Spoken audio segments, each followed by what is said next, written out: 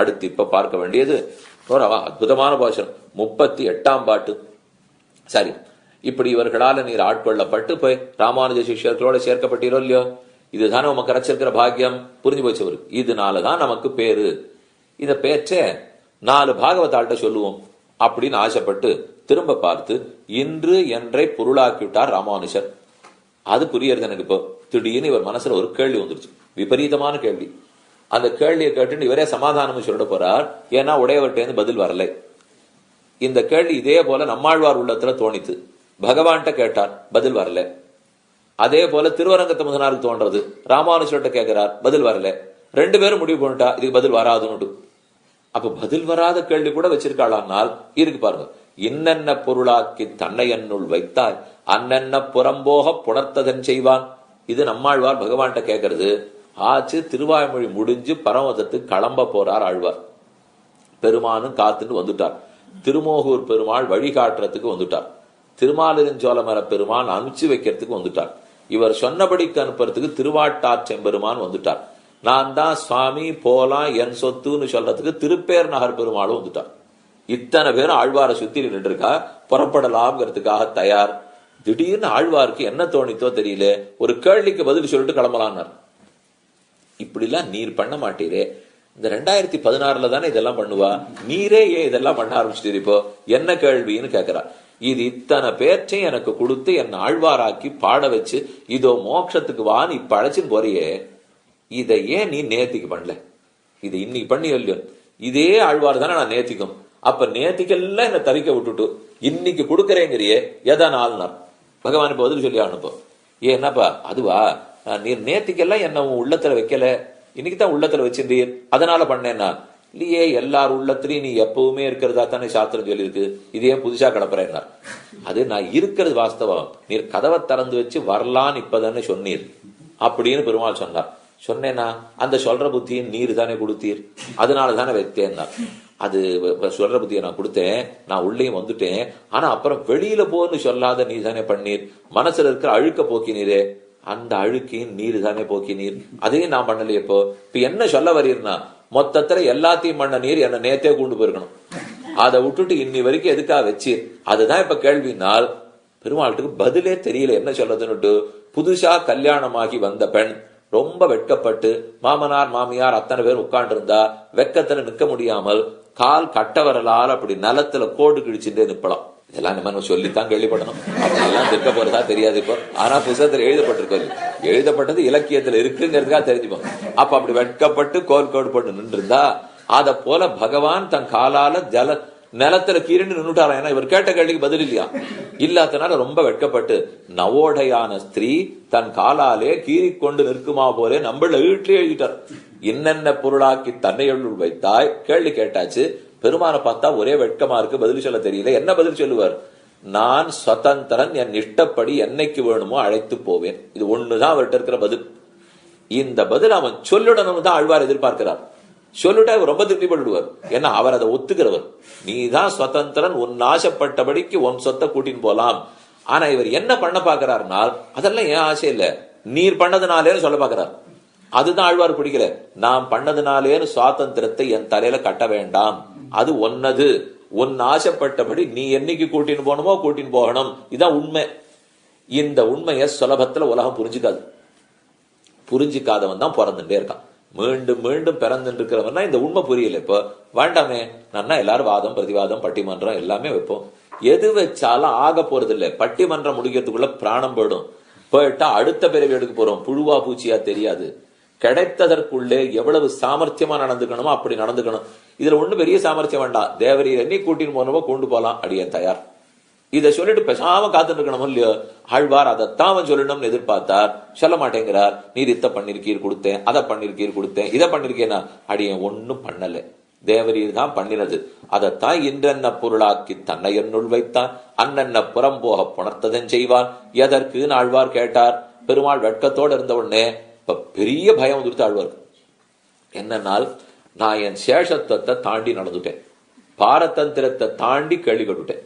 இப்ப நாம இருந்தா நம்ம கேட்ட கேள்விக்கு பகவானே பதில் சொல்ல சொன்ன இப்படின்னு உடனே அப்படி தலையை நிமித்தின்னு இருந்திருப்போம். ஆழ்வார் அதுக்கு ஓன் அழறா இருப்ப. நான் கேள்வி கேட்டு பதில் சொல்ல முடியாத சர்வேஸ்வரன் நிறுத்தினேங்கிற அவ பெயர் எனக்கு வேணுமா? இந்த பெயர் வரும்படி நீயே என்ன நடந்துட்டேன்னு அவங்காலே விடுறா இருக்கும். இதை நான் கேட்டிருக்கவும் வேண்டாம், இது நீ வட்கப்பட்டிருக்கவும் வேண்டாம், எப்பவோ கூட்டின்னு போயிருக்கலாம், அடியேன் யார் உம்ம சொத்து, அப்படித்தானே அழைச்சின்னு போயிட்டு இருக்கணும்னால் பகவான் சரி இவர் இப்படினால அழறார் அப்படின்னால அழறார், இவருக்கு கொடுத்தால் அழப்போறார் இல்லைன்னால அழப்போறார், இப்ப சாதி இவரை பேசாத கூட்டின்னு போடுவோம் அப்படின்னு அழைத்து போக பாசுரத்தை சூழ்ந்தகன் நாழ்ந்து இருந்த முடிவில் பெரும் பாழ் சூழ்ந்ததனில் பெரிய பரணன்மல சோதி சூழ்ந்ததனில் பெரிய சுழஞ்ஞால இன்பம் சூழ்ந்ததனில் பெரிய நவாவரச் சூழ்ந்தாயே அவாவரச் சூழ் அறியார் என நடத்தி அவாவத்து வீடு பெற்ற குருகூர் சடகோபன்னால் பெருமாள் பதில் சொல்ல முடியாமல் இவருடைய வேட்கை அவாவை அறுத்தான், தானே வைகுந்தத்துக்கு அழைச்சின்னு போயிட்டான். அவர் வாழ்க்கையை முடிஞ்சு போச்சு. வாழ்க்கை என்ன சம்சார சுழலே முடிஞ்சு போச்சு. அதே போலத்தான் இவர் நிலைமை. இப்போ இன்னைக்கு திருவரங்கத்த முதனார் ராமானுஜன் உத்தந்தாதி பெரிய கோவில் நம்பி சிட்சன் கூரத்தாழ்வான் எல்லாம் பண்ணீரே, அந்த பகவான் ஆழ்வாருக்கு பதில் சொல்ல முடியாது ஏதோ பண்ணிட்டாரோ இல்லையோ, அத போல என்னையும் ஏன் நேத்திக்கு நீ கூட்டின்னு போகாமல் இன்னைக்கு எதற்காக கூட்டி போனீர்னு இந்த பாட்டுல இப்ப கேள்வி கேட்கிறார். 38ஆம் பாட்டு. ஆக்கி அடிமை நிலைப்பித்தனை என்னை இன்று அவமே போக்கி புறத்திட்ட தென்பொருளா முன்பு புண்ணியர்தம் வாக்கில் பிரியாவி ராமானுஷா நின் அருளின் வண்ணம் நோக்கில் தெரிவரிதால் உரையாய்ந்த நுண்பொருளே. இந்த சூக்ஷ்மார்த்தத்தை தேவரீர் தான் பதில் சொல்லணும். அடியனுக்கு ஏன் இப்படி பண்ணித்துங்கிறது தெரியாது. உடையவர் சொல்றார், நீர் இன்னைக்கு தான் நல்லவரா நீர். இவர் பதில் சொல்லிட்டார், நான் நாளைக்கு நல்லவன் இல்லை. யாரு சொன்னா இன்னைக்கு தான் போ, நான் நாளைக்கு இப்படிதான் இருக்க போறேன். அதுக்கு உடனே உடையவர், அது இன்னைக்கு தான் நமக்கு கிருப புதுசா வந்தது, நேத்து வரைக்கும் எங்கிட்ட கருணை இல்ல, அதனால உங்க ரட்சிக்க முடியல, இன்னைக்கு தான் கருணை வந்ததுன்னா இது யார் நம்புவா? நீர் காரை கருணை ராமானுஷா, நீர் பிறந்தன்று தொடங்கி கருணை கடலாக இருப்பவர், உமக்கும் புதியதாக கருணை வர வேண்டாம், நாமும் நாளை நல்லவனாக போவதில்லை. அப்ப நேற்றே நடந்திருக்கலாமே, எனக்காவது நாளைக்கு நல்லது வரணும் இருக்கணும் தள்ளி போடலாம், உமக்கான இனிமே கருணை வர்றதா இருக்கணும் தள்ளி போடலாம். ரெண்டுமே இல்லையே. நான் இப்படித்தான் என்னைக்கு இருந்திருக்கேன், நீர் இப்படி கருணாமூர்த்தியா தான் எப்போ இருந்திருக்கீர். அப்ப இந்த நல்லத்தை அன்னைக்கே செஞ்சிருக்கலாம் இல்லையோ. அப்ப ஈஸ்வரனரே இப்பேற்று கடியன்னு நினைத்து சாட்சான் நாராயணோ தேவா கிருத்வா மர்த்தியமையின் தனூன் மக்னான் உத்தரத்தே சாஸ்திரான் காருண்யாது சாஸ்திரபாணினா. பகவான் தான் ஆச்சாரியன் அவதரித்திருக்கார். அப்ப பெருமான் பண்ண வேண்டியது ஆச்சாரியன் பண்ணணும், என்னை ஏன் நேத்தி கூண்டு போல என்று நினைத்துக் கொண்டு ராமானுஜரிடத்தில் கேட்கிறார். பதபதார்த்தம் பார்ப்போம். என்னை ஆக்கி, அனாதி காலம் நானே ஈஸ்வரன் நானே ஈஸ்வரன் சொல்லிருந்தேன். என்னை ஈஸ்வரோகம் இருந்த என்னை ஆக்கி, பகவானுடைய அடிமைத்தனத்துக்கு தகுதி உடையவன் ஆக்கி, அடிமை நிலைப்பித்தனை, பெருமானுக்கு அடிமைன்னு மட்டும் நிற்காமல் பாகவதர்களுக்கு அடிமைங்கிற அளவுக்கு கொண்டு போய் நிறுத்தினேன். செந்தீரே நிலைப்பித்தனை ஸ்திதிப்பித்தருடைய நீர் இன்று, இதெல்லாம் என்னைக்கு நடந்தது? இன்று. ஆக்கி அடிமை நிலைப்பித்தனை இன்று. ஆனா அன்று இதற்கு முற்காலத்தில் முன்பு அவமே போக்கி புறத்திட்டது என் பொருளா. அவமே போக்கி வியர்த்தமா போச்சு, அவத்தமா தொலைத்ததுன்னா வியர்த்தமா படுது. காலத்தை எல்லாம் வியர்த்தமா போக்கிட்டு அவமே போக்கி புறத்திட்டது. ராமானுஜ சிஷ்யர்கள் கோட்டில என்ன வெளியில வச்சீரே, ஏன் புறத்திட்டது என் பொருளா? என்ன பிரயோஜனத்துக்காக? ஒரு லாபம் அதில் இல்லையே. புண்ணியர்தம் வாக்கில் பிரியாயி ராமானுஷா, புண்ணியர்கள்னால் தேவரீரை உள்ளபடி அருகை கீழான பாக்கியம் உடையவா, அவர்கள் தான் புண்ணியர்கள். ராமானுஜ வைபவத்தை ஒழுங்கா தெரிஞ்சவா, அவர்களுடைய வாக்கிலிருந்து பிரியாத ராமானுஷா. அவர்கள் உள்ளத்திலேருந்து பிரியலே, வாக்கிலேருந்து பிரியலே, செயல்லேருந்து பிரியலே. அப்படி வாக்கில் பிரியாயி ராமானுஷா நின் அருளின் வண்ணம், தேவரீருடைய கிருபா, தேவரீருடைய கருணையின் வண்ணம், அந்த கிருபா பிரகாரத்தை நோக்கில் பார்த்தா, ஆராய்ச்சி பண்ணி பார்த்தாலும் தெரிவரிது. இது என்ன கிருபைன்னே புரியலையே. நேத்தி வரைக்கும் ஏன் கூட்டின்னு போலே புரியல, இன்னைக்கு சட்டின் எப்படி கூட்டின்னு போயிட்டீர் தெரியல, இந்த தாழ்ச்சியை மதியாது எப்படி செய்தீர் தெரியல. அப்ப நோக்கில் அறிவறிதால் தெரிவரிது. இந்த நுண்பொருள் உரையாய் இந்த சூக்ஷ்மார்த்தத்தை தேவரீரே தான் பதில் சொல்ல வேண்டும் என்பது 38ஆம் பாசுரத்தில் சாதிக்கிறார். இனி பாசுரத்தில் ஆச்சரியமான அர்த்தங்கள். என்னை நான் இத்தனை நாள் எப்படி இருந்திருக்கேன்? இப்போ அனாத்மாவான தேகத்தை ஆத்மா நினைச்சிருந்தேன். ஒரு 100 பேரவை தள்ளினேன், ஒரு 10,000 பேரவை தள்ளினேன். இதெல்லாம் முதல் ஆபத்து. இப்போ அந்தந்த ஆபத்துக்கு ஒரு 10,000 பேரை வச்சிருந்தேனா. அப்ப என்னை நான்கிறது தேகமே ஆத்மானே கழிச்சே 10,000 பிறவி. அது மாறி போச்சு. ஓ, தேகத்தை காட்டில் ஆத்மா வேறுபட்டவர் புரிஞ்சுது. அடுத்த 10,000 பிறவி ஆத்மா சுதந்திரன்னே கழிச்சு, ஆத்மா தானே தானே தானே சுதந்திரன்னு சொல்லியே கழிச்சுட்டு. அதுக்கப்புறம் 3வது வந்தது, ஆத்மா சுதந்திரன் இல்லே பரதந்திரம். ஆத்மா மற்றொருத்தரை சார்ந்து இருக்கிறவர்.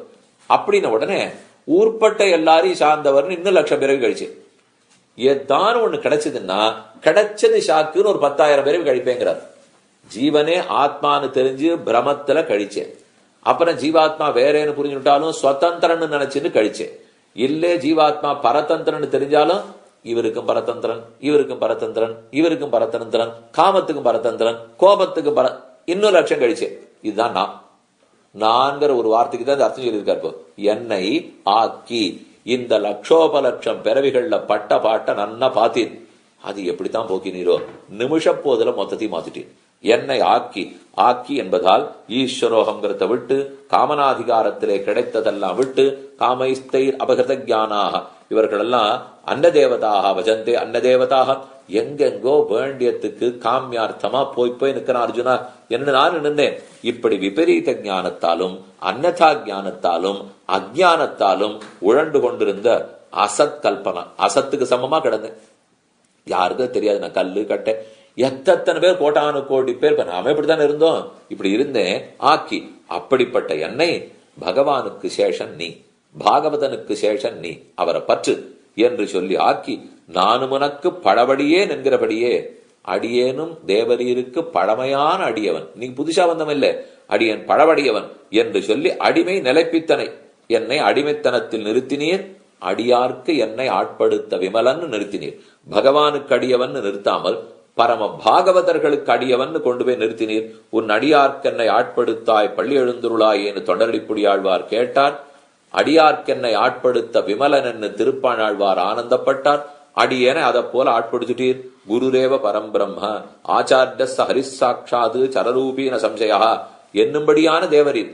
அப்படிப்பட்ட செஞ்ச நீ யார்? நீர் தான் பகவானுடைய அவதாரம். ஆச்சாரியா சஹரிஹி சாட்சாத் சரரூபீன சம்சயா நடக்கும் பகவான் ஆச்சாரியன் தான் சாஸ்திரம் சொல்றது. ஆச்சாரியன் சரரூபீன நடக்கிறவன் அர்த்தம். நடக்கிற பகவானாகவே இருக்கார். இப்படி இன்னைக்கு செஞ்சுட்டீரே சேஷத்துவ காஷ்டா ரூபமான பாகவத சேஷத்துவம் வரைக்கும் வச்சிருந்தோ ஏன் முன்னாடி விட்டுட்டீர்? பூர்வ காலத்தில் முன்பே அவமே போக்கி சேஷத்துவம் தெரியல, பாரதந்திரம் தெரியல, தேகாத்மா அபிமானத்துல உழன்றே இப்படி காலத்தை வீணாக்கி புறத்திட்டது அப்பிராப்த விஷயங்கள்ல ஈடுபடுத்தி வச்சுட்டீரே என் பொருளா? இதற்கு என்ன மூலம்? ஏன்னா நீர் பிறந்திருக்கிறதே மக்னான் உத்தரத்தே லோகான், கீழே விழுந்திருக்கிற மக்களை கைப்பிடிச்சு தூக்கத்தானே. அப்படி இருக்கச்சே பல நெடுங்காலமும் என்னை இப்படி விட்டதற்கு காரணம் என்? அப்போ ராமானுஜர் சொல்றார், நீரும் விளையாடுவீரா? இவர் கேட்கிறார் ராமானுஜரை பார்த்து, உமக்கும் கிரீட உண்டா, உமக்கும் லீல உண்டா? ஏன்னா பகவான் தான் இந்த லீலையா வச்சுடுவார். இவன் எப்பெல்லாம் எங்கெங்க சுத்திட்டு வரான்னு பார்ப்போம். வந்தப்புறம் தானே வந்து சரணம்னு சொல்ற நீ கொடுத்துப்போம். இது அவர் லீலை. அவருக்கு லீலை தேவரி இருக்குமா? அவர்னா எனக்கு புரிஞ்சுக்குவான்னு முடியாது லீலை. ஆனா நீர் அப்படி செய்வீரா? கருணையே உரு இல்லையா? பெருமாள் கோவிச்சுக்கும் கோவிச்சுப்பார், கருணையோடு இருப்பார். ஆமா உமக்கு கருணை மட்டும்தானே தெரியும். உமக்குமா கிரீடா, உமக்குமா லீலா? மடவாள மாமனிகள் ஆர்த்தி பிரபந்தத்துல சொல்றார், அதிகாரம் உண்டேல் அரங்கர் இறங்காரோ, அதிகாரம் இல்லாதார் கண்ணோ எதிராசா நீ இறங்க வேண்டுவது. நீயும் அதிகாரம் உண்டார்க்கே இறங்கில் என் செய்வோம் யாம்.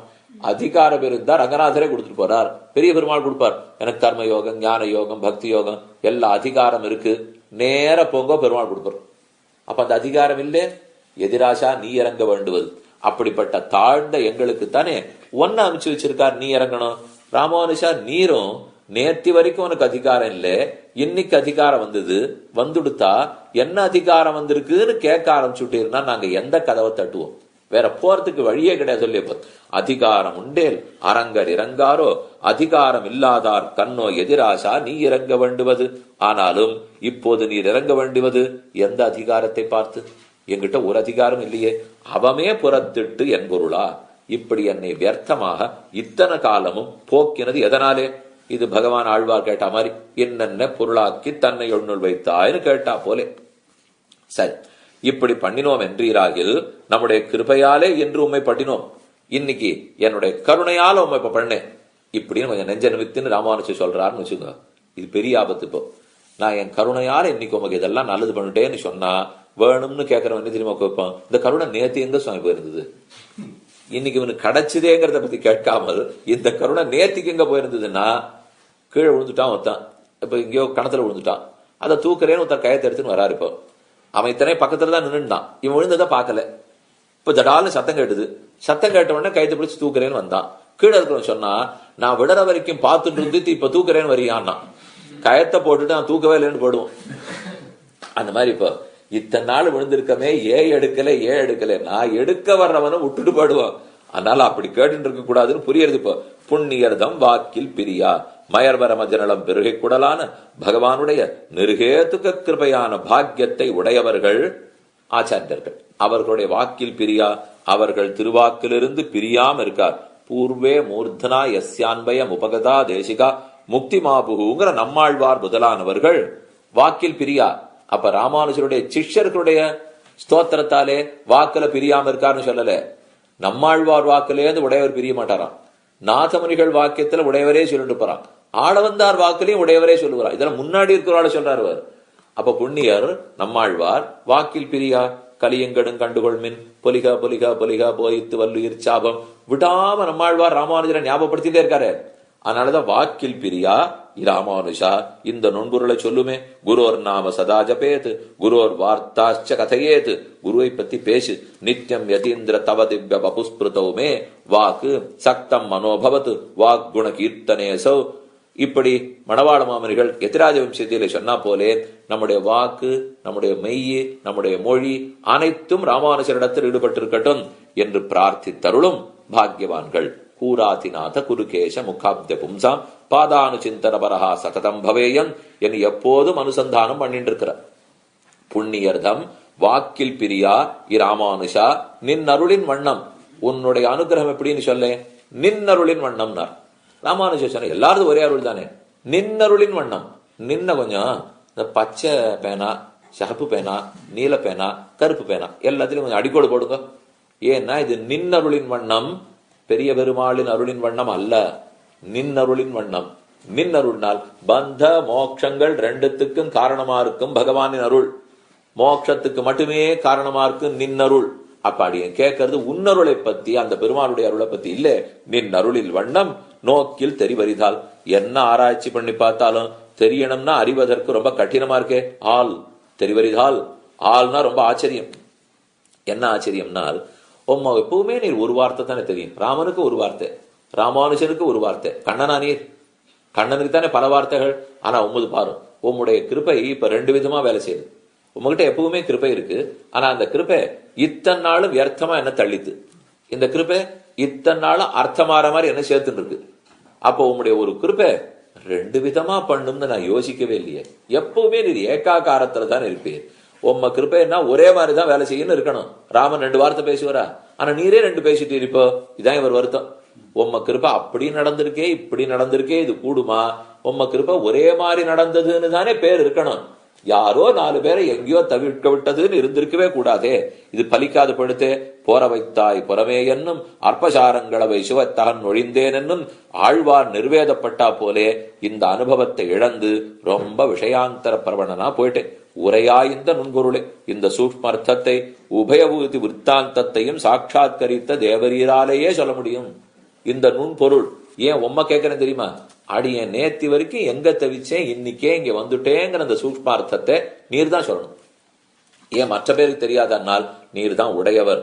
உபய விபூதியில இருக்கிற சாரார்த்தத்தை எல்லாம் கண்ணால பார்த்தவர். அதனால இந்த சூக்ஷ்மார்த்தம் உமக்குத்தான் தெரியும். தேவரீரே சொல்ல வேண்டும். 38ஆம் பாட்டு முற்றிற்று. ஆக்கி அடிமை நிலைப்பித்தனை என்னை என் நவமே போக்கி புறத்திட்ட தென்பொருளா முன்பு புண்ணியர்தம் வாக்கில் பிரியாவி ராமானுஷா நின் அருளின் வண்ணம் நோக்கில் தெரிவறிதால் உரையா இந்த நுண்பொருளே. இனிமே இன்னைக்கு பார்க்க வேண்டியதிலே கடைசி பாசுரம் 39வது பாசுரம். பாட்டு ஏன் தெரியுமா பிறந்தது? இந்த கேள்வியை கேட்டுட்டு நிறுத்தினார். நிமிந்து நிமிந்து உடையவர் திருமுகத்தை பார்த்தார். பதிலே இல்லை. பதில் இல்லேன்னு சட்டுன்னு இவர் யோசிக்கிறார். இப்ப இவர்கிட்ட நம்ம பதில் வாங்கிக்கிறது முக்கியமா, இல்ல இன்னைக்கான சேர்த்து நுட்டாரேன்னு சந்தோஷப்படுறது முக்கியமா? இந்த ரெண்டுல எது முக்கியம்னு யோசிச்சு பார்த்தா, இந்த பதிலையே கேட்டுண்டா கிடைச்ச வாழ்க்கை எங்கேயானு போட போறது. இப்போ நல்ல வேலை கிடைச்சிருக்கோம் இல்லையோ. ராமானுஜருடைய குணங்கள் இந்த கிருபையினாலதான் எங்கோ தெரிஞ்சிட்டு இருந்த அடியனுக்கு இன்னைக்கு கிடைச்சது அப்படின்னு ஊருக்கு சொல்லுவோம். அப்படின்னு பாகவதர்கிட்ட பேச ஆரம்பிக்கிறார். போதையந்த பரஸ்பரம் உடையவர் கல்யாண குணங்கள் எடுத்து இப்படி ஒண்ணுமே தெரியாம தெரிஞ்சிட்டு இருந்தனா பேர்பட்டவர் கருணை புரிந்தார். நான் ரொம்ப நீச்சனா இருந்தேன், அவரை என்னையும் ஆக்கி அடிமை நிலப்பிச்சுட்டார். அப்படின்னு திருப்பி திருப்பி சொன்னார். இவ முகத்தை எல்லாம் பாக்குறாரு. இப்போ பார்த்துட்டு இவர் என்ன எதிர்பார்த்தார்னால், இந்த தாழ்ந்தவனே சுவாமி உயர்த்தி விட்டார், அது கல்யாண குண சிறப்புன்னு சொல்லிட்டு இருந்தாரோ இல்லையோ. திடீர்னு இவ யாருமே இவரை பாக்குறத நினைச்சிட்டா. இவர் பாட்டையே கேட்கல. என்னாச்சுன்னு யோசித்தார். ஓர் கல்யாண குணங்களின் சிறப்பாலே என்னையும் இடர்ந்தெடுத்தார், என்னையும் தூக்கி விட்டார்னு சொன்ன உடனே அந்த கல்யாண குண சிறப்ப பாகவதர்கள் அனுபவிக்க ஆரம்பித்து அதுல அப்படியே மயக்கமா ஆடி பாட ஆரம்பிச்சிட்டாலும். இவர் கிடைச்ச 4 பேரும் போயிட்டாப்போ. இவர்களோட சேர்ந்து சொல்லிக்கலாம்னு பார்த்தா அவர்களும் குணானுசந்தானத்தில் ஈடுபட்டு போயிட்டா என்ன செய்யலாம்? நமக்கு எப்பவும் விட்டு கொடுக்காம உற்றத்தோடன் மனம்தான், நம்ம நெஞ்சுதான் நமக்கு எப்பவுமே கூட இருக்கும். அதையே கூட்டிப்போம் அப்படிங்கிறதுக்காக தன் நெஞ்சுக்கே கூட்டிண்டு ராமானுஜருடைய பிரபாவத்தை சொல்லி முடிக்கிறார். பொருளும் புதல்வரும் பூமியும் பூங்குழல் ஆறுமென்றே மருள் கொண்டிடைக்கும் நமக்கு நெஞ்சே மற்றுளார் தரமோ இருள் கொண்ட வெந்துயர் மாற்றி தண்ணீரில் பெரும் புகழே தெருளும் தெருள் தந்து இராமானுஜன் செய்யும் சேமங்களே. மற்றுளார் தரமோ, ராமானுஜர் நமக்கு என்ன ரட்சணைய பண்ணிருக்காரோ, என்ன ரட்சித்து கொடுத்தாரோ, இது மற்ற பேருக்கு கை வருமா? மற்றுளார் தரமோ, இப்படிப்பட்ட ரட்சணத்தை இன்னொருத்தரால செய்ய முடியுமா? புலலோகஜீர் வியாக்கியானத்தில் சொல்றார், இத்தை ராமனோ கண்ணனோ செய்ய முடியுமா என்று கேட்கிறார். என்ன ஆச்சரியமா பதில் சாதிச்சுட்டார். இதை ராமனும் பண்ண முடியாது, கண்ணனும் பண்ண முடியாது, ராமானுஜனால் தான் செய்ய முடியும். என்னன்னு பார்ப்போம். அவர் செய்த உபகாரங்களை கூடுகிறேன் கேள்மின். ராமானுஜன் நமக்கு செய்திருக்கிற உபகாரங்கள் இவை. பொருளும் அர்த்தம் சொத்து 10, புதல்வரும் பிள்ளை பொண்ணும், பூமியும் வச்சிருக்கிற கஷேத்திரம், பூங்குழலாரும் தாரம் மனைவி, மருள் கொண்டு இவர்கள் பின்னாடியே தாயே தந்தை என்னும் தாரமேக்களை மக்கள் என்னும் நோயே பட்டொழிந்தேன்னு திருமங்கையாழ்வார் சொன்னா போலே இவர்களிடத்திலேயே தீர்ந்து போய் மருள் கொண்டு அறிவு கெட்டு போய் இழைக்கும் அவசன்னராய் குடும்பம் குடும்பம் குடும்பம் அப்படியே சுத்தி சுத்தி லௌகிகத்திலே இருந்து இழைச்சு போயிட்டேன். அப்ப மருள் கொண்டு இழைக்கும் நமக்கு இருள் கொண்ட வெந்துயர் மாத்தி. இந்த இத்தனை வியசனத்துக்கும் எது காரணமா இருக்கு? அஜ்ஞானம், அவித்யா, வாசனா, ருச்சி. இதான் வெந்துயிர். இருள் கொண்ட அஜ்ஞான யுக்தமாக இருக்கிற வெந்துயர் குரூரமான துக்கங்களை போக்கி. அஜ்ஞானத்தால துக்கம், துக்கத்தையும் தொலைத்தார், அஜ்ஞானத்தையும் தொலைத்தார். அதை போக்கி வெந்துயர் மாற்றி தன் ஈரில் பெரும் புகழே. ராமானுஜருடைய முடிவில்லாத பெரியதான புகழே, தன் ஈரில் பெரும் புகழே. தெருளும் தெருள் தந்து, தெருளும்னா அறியும்படியான, தெருள் தெருள்னா ஞானத்தை கொடுத்து அறிய வைத்து ராமானுஜன் செய்யும் சேமங்கள். பகவத் ராமானுஜர் பெருமானார் செய்யும் சேமங்கள், செய்கிற ரக்ஷே. என்னை காப்பாற்றுவதற்கு, என்னை தூக்கி விடுவதற்கு என்னென்ன முயற்சி எடுத்தாரோ அவை மற்றுள்ளார் தரமே. மத்த பேர் செய்தாப்பிலையா? இது தனி சிறப்பு வாய்ந்தது. இது பாசுரத்தின் பதபதார்த்தம். அர்த்தம் ரொம்ப ஆச்சரியமா சாதிக்கிறார். இவர் கேட்ட கேள்விக்கு ராமானுஜரிடத்துல பதில் இல்லை. சரி, அவர் செய்த உபகாரத்தை பாகவதாலோட சேர்ந்து பகிர்ந்து போன்னு பேசினார். அவளும் குணத்தில் ஈடுபட்டு இவரோட பேசல. சரி, நம் நெஞ்சத்தோட கூடி ஆனந்தப்படுவோம் என்று கூற வந்திருக்கிறார். பொருளும் புதல்வரும் பூமியும். முதல்ல பொருள், புதல்வர் பூமி. பூமின்னு முதல்ல வச்சுங்க. பூமிக்கு அப்புறம் பூமியில இருந்து பொருள் கிடைக்கும், பொருளுக்கு அப்புறம் பிள்ளை வரும், பிள்ளைக்கு அப்புறம் அப்படி ஒவ்வொன்னா சொத்து சேர்த்து போற இல்லையோ. அதனால பொருளும் புதல்வரும் என்று தொடங்கி நெஞ்சே கீழில் பாட்டுகளில் எம்பெருமானாரை பத்தி சொல்ல போனோம். ஒத்துரும் வரல. இப்ப நாமே சொல்லிப்போம். நீதான் எனக்கு. எங்கேயா இருந்தாலும் பொறுத்தையார் வராளோ இல்லையோ, நெஞ்சுதான் இன்னைக்கு கடைசி வரைக்கும் நிற்கும். கீழே பிடிச்சு தள்ளுறதும் அதுதான், மேல தூக்கி விடுறதும் அதுதான். அதனால அதையே கூட்டினுட்டார். முதல்ல பூமி, அதுக்கப்புறம் பொருள், அப்புறம் பூங்குழலார், அப்புறம் புதல்வர்கள். முதல்ல வீடு வாங்கணும்னு வேணா, அப்புறம் சொத்து சேர்ப்பான். ஏன்னா முதல்ல கடன் வாங்கி வீட்டை வாங்கி விடுறான். யாரு போட்டெல்லாம் வச்சுக்கிறது இல்லை. அதனாலதான் பொருளும் பூமியும் வச்சு கூடாதான். பூமியும் முதல்ல வீடு, அந்த வீடெல்லாம் கடன்லாம் அடைஞ்சு போச்சுன்னா பொருளும். நிறைய இருக்கு பணம்னா பூங்குழலாரும். கல்யாணம், கல்யாணம் ஆயிடுச்சுன்னா புதல்வரும். இந்த வரிசையில வச்சுக்கோங்க. பூமியும் பொருளும் பூங்குழலாரும் புதல்வரும் என்றே பட்டபாடு இத்தனையும். பொருளும் புதல்வரும் பூமியும். பொருள் என்னென்னமோ சுக்கிக்கைக்கு உறுப்பாக போறது. என்னைக்கா இருந்தாலும் இது கணக்கமா இருக்கு, தங்கமா போட்டு வச்சிருக்கோம், வெள்ளியா வாங்கி வச்சிருக்கோம், உதவும் சுவாமி. உதவும் பணத்தை கொண்டு போய் ஒரு இடத்துல போடுவோம். போட்டுட்டு நான் ஓய்வெடுத்த பிற்பாடு மாசத்துக்கு இத்தனை பணம் வரணும், அதுக்கு கணக்கெல்லாம் போட்டு பெரிய அட்டவணை எல்லாம் போட்டு இவ்வளவு போட்டா இவ்வளவு வரும், இவ்வளவு போட்டா இவ்வளவு வரும், எல்லாத்தையும் பண்ணி கொண்டு போட்டுடுவோம். 10 வருஷம் கழிச்சு பார்த்தா யார் எங்கிட்ட பணத்தை வாங்கிட்டானோ அந்த வங்கியே இல்லைன்னுட்டான். அவரே போயிட்டார். சுவாமி நீரானும் ஓய்வு பெற்றப்பறம் காசுக்கு போட்டே, அவர் ஓய்வே இல்லை, போகவே போயிட்டார். அதுக்கப்புறம் எங்க திருப்பி கொடுப்பார்? வட்டி நிறைய வரணும்னா அசல் காணப்படுறது. அசல் ஜாகிரதையா இருக்கணும்னா வட்டி வர மாட்டேங்குது. சில இடத்துல போட்டு வச்சா உன் பணத்தை வச்சுக்கிறதுக்கு நீ வட்டி கொடுன்னுறான். நான் கொடுக்கறத இல்லைன்னா நீ காணா போக்கியிருப்ப, அதை உனக்கு பதில் நான் வச்சிருக்கேன், எனக்கு பணம் கொடுக்குறான். இப்படித்தான் இருக்கு. பொருளும் புதல்வரும் பூமியும் புன்னாம்னோ நரகாது திராயதேதி புத்திரா. புத்துங்கிற நரகத்துக்கு போகாம காப்பாத்துறோம் பிள்ளையான். அதனால புத்திரன் புது நரகத்துக்கு புத்திரன் இருந்தாலும் இல்லாட்டாலும் சரணாகத்தர்கள் எப்படி மோட்சம் போறா. அதனால அந்த கவலைப்பட வேண்டாம். பூமியும் பூங்குழலாரும் அழகான புஷ்பங்களாலே பரிஷ்கரிக்கப்பட்ட கபரீபந்தங்களை உடையவளான பாரியா சமோனாஸ்தி சரீர தோஷனே என்று ஸ்லாகிக்கப்பட்ட நல்ல தாரமும் பொருளும் புதல்வரும் பூமியும் பூங்குழலாரும் என்றே மருள் கொண்டிழைக்கும். என்றே நியந்திரிமா அழுத்துறார். இவன் மொத்த பேருக்கு சேர்த்து இவன் கவலைப்படலையா. பொருளை பத்தி கவலைப்பட்டா அது ஒன்றே கவலைன்னு படுறானா. மனைவியை பத்தி கவலைப்பட்டா அது ஒண்ணுதான், இதை பத்தி கவலையே இல்லேன்னு இன்னொன்னு படுறானா.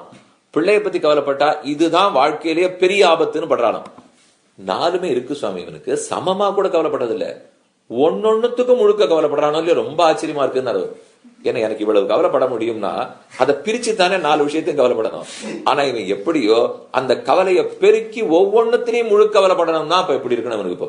அதனால பொருளும் புதல்வரும் பூமியும் இதே மாதிரிதான். இந்த என்றேங்கிற ஏவகாரத்தை திருவங்கியாழ்வார் ஒவ்வொரு வார்த்தையிலும் வச்சார். தாயே தந்தை என்னும், தாரமே கிளை மக்கள் என்னும். ஏன் தாயே தந்தையே தாரமே மக்களேன்னா ஒவ்வொன்னும் படுத்துற பாடு தாங்களேங்கிறார். இது கூட்டமா படுத்துறதெல்லாம் அப்புறம். தனித்தனியா அவரவர்கள் இருக்காளோ இல்லையோ, அதுக்கு சேர்ந்து வேற வந்துட்டா. தனித்தனியாவே தாங்கலைனால் இடத்துல பூங்குழலார்னு சொன்னா பெண்களுக்கு ஆண்கள் ஆபத்துன்னு வச்சுங்க, ஆண்களுக்கு பெண்கள் ஆபத்துன்னு வச்சுங்க. அதுன்னு ஒரு பக்கம் சொல்ற விஷயம் இல்லை. இப்போ பேச்செல்லாம் ஆத்மாவை பத்தி.